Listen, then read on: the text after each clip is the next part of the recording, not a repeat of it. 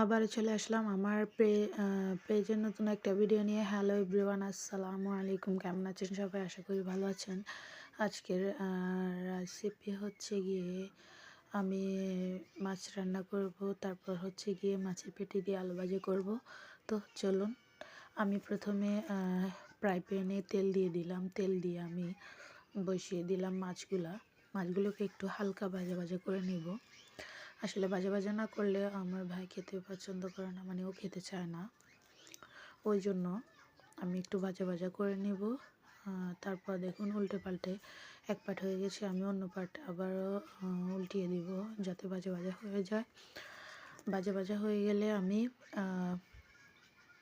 অন্য পাট উল্টে নিয়ে ঠিক যখন দোনো পাট ভাজা ভাজা হয়ে যাবে আমি নামিয়ে নিব। নামিয়ে নিয়ে তারপর আমি মাছগুলোকে যখন ভাজা ভাজা হয়ে যাবে আমি নামিয়ে নেব চুলা থেকে। নামিয়ে নিয়ে আমি চুলায় তারপর বসিয়ে দেব মাছ রান্নার জন্য পাতিল বসিয়ে দিয়ে আমি পাতিলে দিয়ে দেব হচ্ছে গিয়ে তেল দিয়ে আমি তারপর দেব হচ্ছে আমি পেঁয়াজ কুচি দেওয়ার পর আমি দিয়ে দিব কাঁচা মরিচ, তারপর দিয়ে দিব হচ্ছে গিয়ে টমেটো, তারপর দিয়ে দিব হচ্ছে গিয়ে পেঁয়াজের ডেকি। আসলে পেঁয়াজের ডেকিটা দিলে দেখেন খুব সুন্দর একটা কালার আসে, আমার দেখতে খুব ভালো লাগে। তারপর আমি দিয়ে দিব হচ্ছে লবণ পরিমাণ মতো, দিয়ে দিব হচ্ছে গিয়ে রসুন বাটা, তারপর দিয়ে দিব হচ্ছে গিয়ে হলুদের গুঁড়া, দিয়ে দিব মরিচের গুঁড়া, দিয়ে দিব মরিচের গুঁড়া। দেওয়ার পর আমি মশলাগুলোকে খুব সুন্দর করে নেড়ে ছেড়ে একটু কষিয়ে নিব। একটু কষিয়ে নিয়ে কষানো হয়ে গেলে আমি দিয়ে দিব পরিমাণ মতো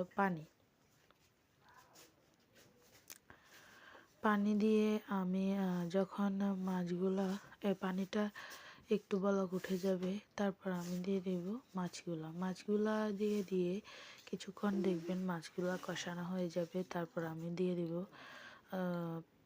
মাছগুলোতে ঝোল দিয়ে ঝোলগুলো যখন কমে আসবে আমি তারপর দিয়ে দেব ধনিয়া পাতা দিয়ে আমি চুলা থেকে নামিয়ে নেব। তারপর চলুন আমি দেখাই হচ্ছে গিয়ে আমার মাছের পেটি দিয়ে আলু ভাজা। এইটা কার কার পছন্দের বলবেন। আসলে সবাই পছন্দ করে না, কিন্তু আমার বেশ ভালো লাগে। আমি এখানে পেঁয়াজের ডেকি কুচি, টমেটো কুচি, মরিচ, হলুদ, লবণ, তারপর হচ্ছে গিয়ে রসুন বাটা সবগুলা দিয়ে আমি মশলাগুলোকে কিছুক্ষণ নেড়ে কষিয়ে নিয়ে তারপর আমি দিয়ে দিব হচ্ছে গিয়ে এখানে আলু কুচানোটা, তারপর দিয়ে দিব হচ্ছে মাছের পেটিকে আমি ছোট ছোট করে নিয়েছি, ওইগুলা পেটি আর তেল ওই দুইটা মিলে আমি ভাজা করতেছি। তারপর আমি দিয়ে দিব হচ্ছে পরিমাণ মতো পানি দিয়ে আমি কিছুক্ষণ কষিয়ে নিব। যখন দেখবেন কিছুক্ষণ কষিয়ে নেবেন, যখন দেখবেন আলুটা সিদ্ধ হয়ে গেছে তখন ধনিয়া পাতা দিয়ে নামিয়ে নেবেন। হয়ে গেছে আপনার মাছের তেল পেটি আর আলু কুচি দিয়ে ভাজা। খুবই মজার এই জিনিসটা, সবাই খায় না, আর যারা খায় তারা আসলে জানে এটা মজা কতটুকু। তো ভিডিওটা কেমন হয়েছে কমেন্ট করে জানাবেন।